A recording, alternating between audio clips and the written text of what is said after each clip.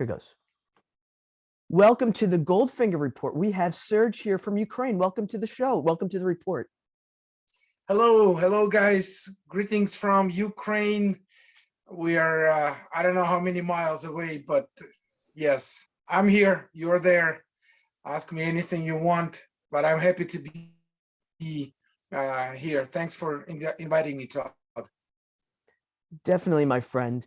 And I just want to let you know that in 2019, I was in Lviv. Okay. For the jazz festival. All right. And it was beautiful. And I felt freedom was in the air. I felt so many good things. I saw, there were beautiful girls playing violin on the street, and it was so romantic, and it felt so good. There was freedom in the air. And I'll never forget that, because I thought I would love to teach English in a country like this. Well, Ukraine has always been a freedom-loving, peaceful country. We've never wanted any conflicts or any war with anybody for as long as I remember myself, So what we have now, it's a completely terroristic attack on the level of the states, And so unfortunately, all of these peaceful sceneries and sightseeing that you are just describing, they're gone. They're no longer there because it's not safe to be on the streets, and you never know what's coming onto your street or into your building from the sky. That's horrifying, truly. But the strong have survived, and the strong have fought. Well, you see, just like my fellow soldiers, they're not professional soldiers. They are businessmen. I have marketing director here. I have a history teacher in the university. I'm a teacher in university. I have my English, ESL English online course, and I have all kinds of different people all over that are now in my company, in my battalion, and all these people are motivated. This is our home. We have nowhere to go. Let me correct myself. We have a lot of places we can go, because all of these people, like a friend of mine here that I'm in the same platoon, he owns his own yacht. Like we can go to many different places, but we chose not to. In fact, some even came back to Ukraine because of this war, because our motivation is we don't want to leave. We want to solve it here and now. We don't want to leave this situation to our children and to our grandchildren. We want to solve it now. We want to solve it for good. And of course, with the help of the West, because we can't handle it by ourselves. Thank you. God bless. The next question is, what can the common person do in the West if they can't donate money, if they're an artist and they're not making money and they're not teaching English anymore, they're back in the US? What can the common person do, Serzh? That's a first of all, if you know where there are refugees that have come from Ukraine, just offer them any kind of support. It doesn't have to be money, but it could be just a support to help people find their way around in your town and area, or offer maybe a couple of hours a week as a volunteer to help with the humanitarian aid. You need to understand that what happened in our country is a huge devastation. We're talking about like over 50,000, maybe even up to 100,000 of households devastated, destroyed completely. We're talking about infrastructures of cities of 500,000 people completely destroyed. We're talking about some major Devastation. damage done to the Devastation. This is just pure devastation. Pure devastation. It's evil. It's just pure evil. No other words. There's no words for this. Unfortunately, they try to say that they're aiming military targets, but it's a lie. They've lied all this time, and they lie now. Like even even if one of our soldiers from the territorial defense where we are was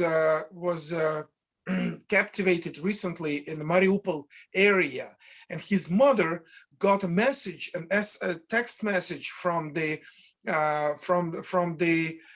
from these guys, and they said, "You pay us 5,000 euros, and we will keep him alive. Not set him free. We will just keep him alive." And I mean, what are we talking about? Like a country? Are we talking about terroristic organization? I mean, that's just a huge, a high level, high scale of the terroristic art, what they do, you know? Yeah, yeah. So these kinds of This is things, the and of course you've heard post-Soviet about the European. post-Soviet Federation. This is what they've committed. These crimes against humanity.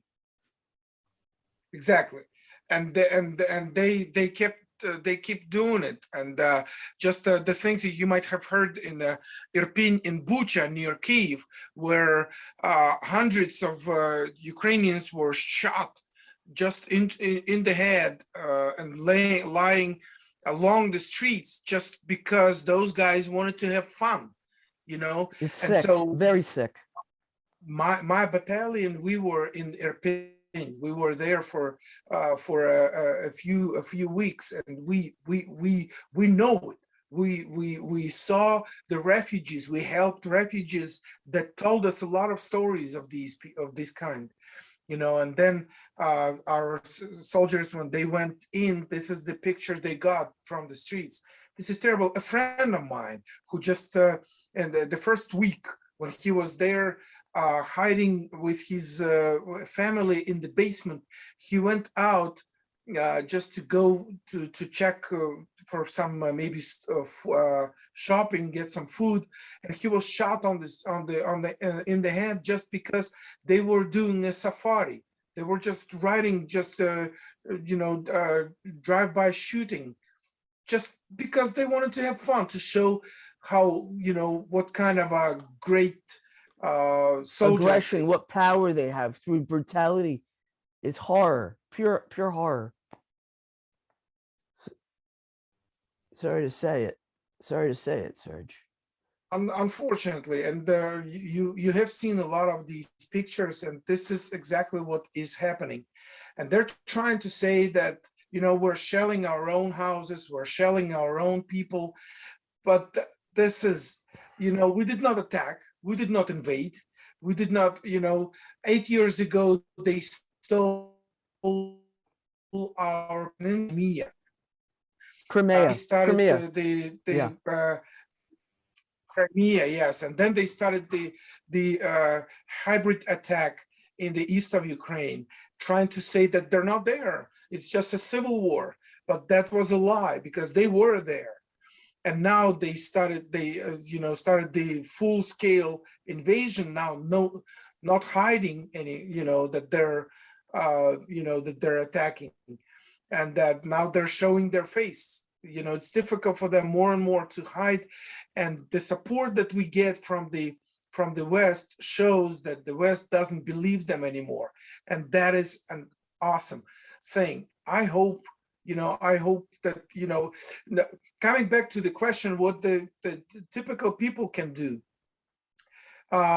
besides the basic support of, if you see people from Ukraine, if you know that they're from Ukraine, just show them, just encourage them. If you know somebody on the social media, just make Reach out. reposts, reach Repost. out and Repost. Reach out. Exactly. Show you care. Everybody show their care, please. Because those people will know that you care, and the other people will learn the truth about what's happening in Ukraine, and so anyway, it's a huge challenge. It was a drastic change for me from being the improv guy into a full-time soldier. Now it's 62 or so, 63 days of war, and it still goes on. And it's a challenge. It's a huge challenge, but we are committed that we're here till we win. And this is no joke, and we're not going to back up. And now with the help of the United States, the UK, the European countries, Australia, Germany, Canada, these kinds of things are possible now with the offensive weapons that we are getting. We can do it. We can do it. yeah. God bless us all. May you be safe. And I just want you to know, I'm so grateful that you had the time and that you're with us today. Thank you. If I can ask to sign up to our Facebook page, Go ahead. the Heartbeat of Ukraine, Mhm. that's the Facebook page where I do sometimes streams, tell people about this, all the experience from my side. This is pretty much putting a face on this war, because you get a lot of news, but we travel, we are being deployed to several locations now, and sometimes I get a chance to report.